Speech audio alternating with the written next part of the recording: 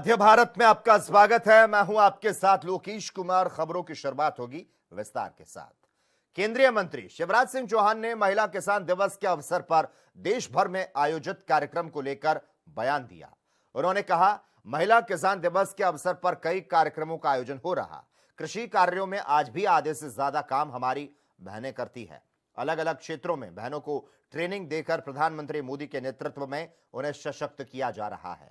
उन्होंने बताया, अब तक 2 करोड़ लखपति दीदी बन चुकी है और हमारा लक्ष्य 3 करोड़ लखपति दीदी बनाने का है। आज महिला किसान दिवस है और इस दिन पूरे देश में कई कार्यक्रमों का आयोजन हो रहा है। हमारा देश गांव का देश है अपना हिंदुस्तान कहां, वो बसा हमारे गांव में। गांव के बिना देश अधूरा है और गांव किसान के बिना अधूरे हैं, खेती के बिना अधूरे हैं और खेती बहनों के बिना अधूरी है, क्योंकि कृषि कार्यों में आज भी आधे से ज्यादा काम अगर कोई करती है तो हमारी बहनें करती है। कृषि हो, पशुपालन हो, परिवार की गाड़ी बहनों की मेहनत से चलती है। लेकिन अब केवल परंपरागत काम नहीं, महिला स्वयं सहायता समूह, बहनों के एफपीओ अब केवल कृषि कार्य नहीं कर रहे, अब वो मार्गदर्शन भी कर रही है। द्रोण सखी, कृषि सखी, पशु सखी, बैंक सखी, अलग अलग क्षेत्रों में बहनों को ट्रेनिंग देकर ये सारे काम भारत सरकार प्रधानमंत्री जी के आशीर्वाद और मार्गदर्शन से करवा रही है। छत्तीसगढ़ के उप मुख्यमंत्री अरुण साव ने कहा, प्रियंक खड़गे की मानसिकता देशवासियों के सामने बार बार उजागर हो रही। उनकी मानसिकता ठीक नहीं और वे विभाजनकारी भाषा बोलते हैं। आरएसएस जैसे संगठन के बारे में निराधार और बेबुनियाद बयान दे रहे हैं। उन्हें कुछ भी बोलने से पहले सच्चाई को जान लेना चाहिए। प्रशांत किशोर द्वारा बिहार चुनाव न लड़ने की घोषणा पर उन्होंने कहा, सभी राजनीतिक नेताओं के अपने अपने विचार हो सकते हैं, लेकिन एनडीए बिहार में भारी बहुमत से सरकार बनाने जा रही है। प्रियंक खड़गे की मानसिकता देशवासियों के सामने बार बार उजागर होती है। उनकी मानसिकता सही नहीं है और विभाजनकारी भाषा वो बोल रहे हैं। राष्ट्रीय स्वयंसेवक संगठन जैसी संस्था के लिए निराधार बेबुनियाद वो बात कह रहे हैं। उन्हें कुछ भी बोलने से पहले सच्चाई जान लेनी चाहिए।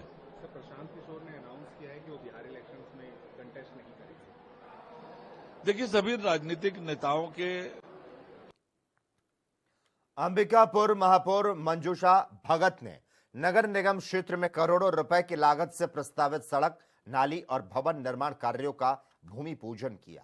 इसके साथ ही उन्होंने चेतावनी दी, निर्माण कार्यों की गुणवत्ता से कोई समझौता नहीं किया जाएगा, चाहे ठेकेदार किसी भी पार्टी से हो। नगर निगम अधिकारी मंजूषा भगत ने बारिश के कारण खराब सड़कों से जनता को हुई परेशानी के लिए माफी मांगी। कर्मचारियों को किसी भी प्रकार की लापरवाही न करने के सख्त निर्देश दिए। महापौर बनने के बाद नगर पालिका निगम अंबिकापुर के द्वारा 4800 वार्ड का भूमि पूजन होना है। उसमें अंबिकापुर नगर निगम को 5 जोनों में बांटा गया है, तो अलग अलग भूमि पूजन होना है। लगभग प्रत्येक जोन में 10-10 वार्ड करके है, तो 3 करोड़ से ऊपर का भूमि पूजन है। क्योंकि इसमें नाली निर्माण हो, सीसी रोड निर्माण हो, चाहे डामरीकरण निर्माण हो, चाहे पेपर वाला, सभी का भूमि पूजन हो रहा है। क्योंकि बारिश सब थमते नजर आ रहा है, तो हम सब पूरा टीम दृढ़ संकल्प सहित आप पूरा शहर को जितने गड्ढे फट्टे पड़े थे बहुत जल्दी नया रोड बना के देने जा रहे हैं। टेंडर हो गया है, अनुबंध भी हो गया है, वर्क ऑर्डर पूरे काम का जारी हो गया है। वो मुझे बहुत अच्छा लग रहा है कि बारिश बंद हो गया है, क्योंकि मेरे चुन आने के बाद, मेरे महापौर बनने के बाद बारिश बहुत ज़्यादा था, समय से पहले बारिश हो गया था, इसलिए पूरे शहर गड्ढे में हो गया है, चारों ओर गड्ढे ही गड्ढे दिखते हैं। तो इसी तात्पर्य में हम सब पूरे अंबिकापुर 4800 वार्ड में पूरे निर्माण करने जा रहे हैं और बहुत जल्दी निर्माण दिखेगा। जितने जितने नगर निगम क्षेत्र है, नगर निगम की रोड है, वो अधिकतर जो बहुत। और इसी बीच सामने आ रही इस वक्त की बड़ी जानकारी से तमाम दर्शकों को रूबरू करवा देते हैं। भारतीय जनता पार्टी की दूसरी लिस्ट में 12 लोगों के नाम सामने आ रहे हैं। मैथिली ठाकुर को अलीनगर से भारतीय जनता पार्टी का टिकट दिया गया है। तो दूसरी लिस्ट में 12 उम्मीदवारों के नाम हैं, जिसमें मैथिली ठाकुर को भारतीय जनता पार्टी ने टिकट दिया है। बड़ी जानकारी तमाम दर्शकों तक पहुंचा देते हैं। ये दूसरी लिस्ट जो है वो भी सामने निकलकर आ चुकी है। भारतीय जनता पार्टी की यह लिस्ट है, आपको यहां पर बता दें, मैथिली ठाकुर को भारतीय जनता पार्टी ने टिकट दिया है। इस दूसरी लिस्ट में 12 उम्मीदवारों के नाम शामिल होना बताया जा रहा है। बक्सर से पूर्व IPS आनंद मिश्रा को भारतीय जनता पार्टी ने टिकट दिया है। 12 नामों का जो ऐलान है वो हो चुका है। भारतीय जनता पार्टी ने दूसरी लिस्ट को जारी कर दिया है। बिहार विधानसभा चुनाव के लिए भारतीय जनता पार्टी ने उम्मीदवारों की पहली लिस्ट के बाद में अब एक और लिस्ट को जारी किया है। 12 प्रत्याशियों के नाम इसमें शामिल होना बताया जा रहा है। मैथिली ठाकुर को अलीनगर से टिकट दिया गया है, जबकि IPS आनंद मिश्रा को बक्सर से टिकट दिया गया। बीजेपी ने दूसरी लिस्ट को जारी किया है। मैथिली ठाकुर को अलीनगर से टिकट मिला है। तो बिहार विधानसभा चुनाव के लिए भारतीय जनता पार्टी ने दूसरी लिस्ट को जारी किया। मैथिली ठाकुर को टिकट मिला है। बड़ी खबर से तमाम दर्शकों को यहां पर रूबरू करवा देते हैं। बिहार चुनाव से जुड़ी इस वक्त की बड़ी जानकारी। भारतीय जनता पार्टी ने अपनी दूसरी लिस्ट को जारी किया। मैथिली ठाकुर को अलीनगर से टिकट मिला है। बिहार विधानसभा चुनाव के लिए भारतीय जनता पार्टी ने उम्मीदवारों की एक और लिस्ट को जारी किया और इस लिस्ट में 12 प्रत्याशियों के नाम शामिल होना बताया जा रहा। मैथिली ठाकुर को अलीनगर से टिकट दिया गया है, जबकि IPS आनंद मिश्रा को बक्सर से टिकट दिया गया है। भारतीय जनता पार्टी ने दूसरी लिस्ट को जारी कर दिया है और इसमें 12 उम्मीदवारों का नाम शामिल है। आपको यहां पर बता दें, गायिका मैथिली ठाकुर को अलीगंज से प्रत्याशी बनाया गया है।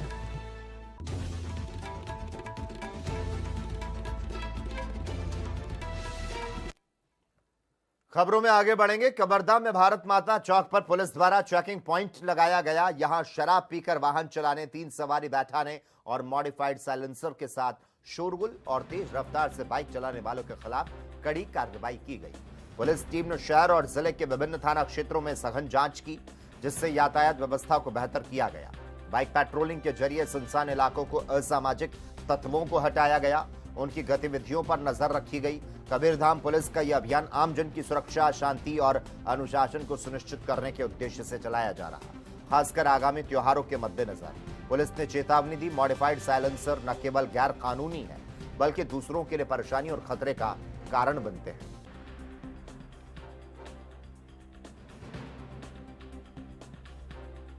उधर ग्वालियर में डॉक्टर भीमराव अंबेडकर प्रतिमा विवाद के बाद पुलिस प्रशासन ने व्यापक सुरक्षा व्यवस्था को तैनात किया।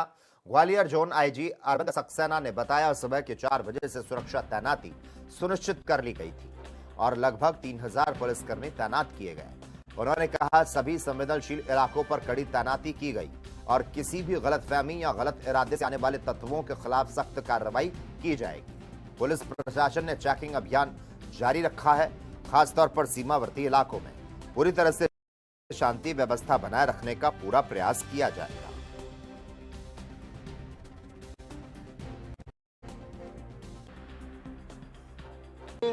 इसमें लगभग हम लोग ने सवेरे 4 बजे से डिप्लॉयमेंट पूरा इंश्योर कराया था और अभी कंप्लीटली पूरा डिप्लॉयमेंट हो चुका है और जितने ऐसे संवेदनशील स्थान रहे हैं जो रिकॉर्ड के आधार पे तो वहाँ पे बड़े स्ट्रॉन्ग पिकेट लगाए गए हैं।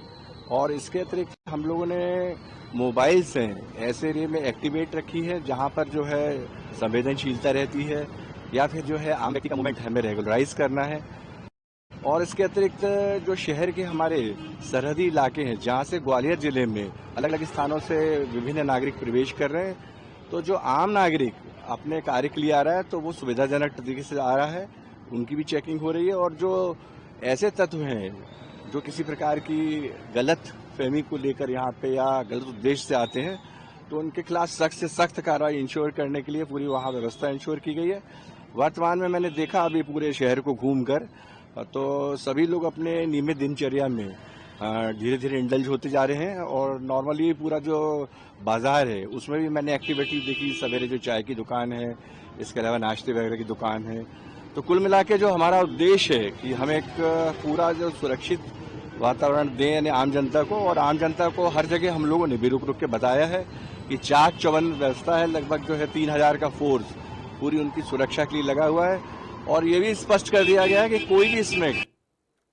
भारतीय महिला क्रिकेट टीम ने महाकालेश्वर मंदिर में दर्शन और पूजा अर्चना की।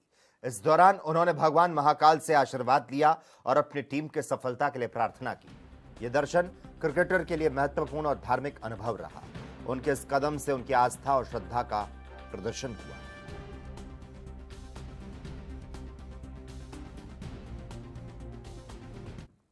वहीं गौरेला पेंड्रा मरवाही में भारतीय जनता पार्टी द्वारा आत्मनिर्भर भारत संकल्प अभियान के अंतर्गत प्रेस वार्ता आयोजित की गई। इस अवसर पर बेलतरा विधानसभा के पूर्व विधायक रजनीश सिंह ने कहा कि यशस्वी प्रधानमंत्री नरेंद्र मोदी के नेतृत्व में भारत तेजी से आत्मनिर्भरता की ओर बढ़ रहा। उन्होंने बताया, प्रधानमंत्री ने आत्मनिर्भर भारत का मंत्र दिया था जो देशभक्ति का प्रतीक है। इसी मंत्र के तहत पार्टी ने आत्मनिर्भर भारत अभियान की शुरुआत की जो 25 सितंबर से 25 दिसंबर तक चलेगा।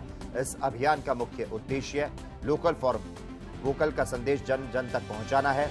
रजनीश सिंह ने बताया, पिछले एक दशक में स्वदेशी उत्पादों को बढ़ावा देने के लिए कई महत्वपूर्ण कदम उठाए गए, जिनका असर सैन्य उपकरण के निर्यात, अंतरिक्ष क्षेत्र और वैक्सीनेशन जैसे क्षेत्र में साफ दिखाई देता है। उन्होंने कहा, आत्मनिर्भर भारत संकल्प अभियान महात्मा गांधी और पंडित दीनदयाल उपाध्याय के आदर्शों से प्रेरित है। यह भारत की संस्कृति, परंपरा और आत्मा को सशक्त बनाने का संकल्प है। ग्लोबलाइजेशन का दौर में अपन नहीं रोक सकते, लेकिन एक चीज उसमें जो महत्वपूर्ण है, माननीय मोदी जी जहां भी जा रहे हैं और निवेश करने के लिए बोल रहे हैं, उनका पहला जो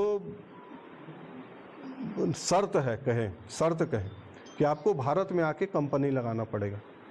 तो भारत में यदि वो विनिवेश आ रहा है, यहाँ के युवाओं को रोजगार मिलेगा, यहाँ पर हम आत्मनिर्भर होंगे।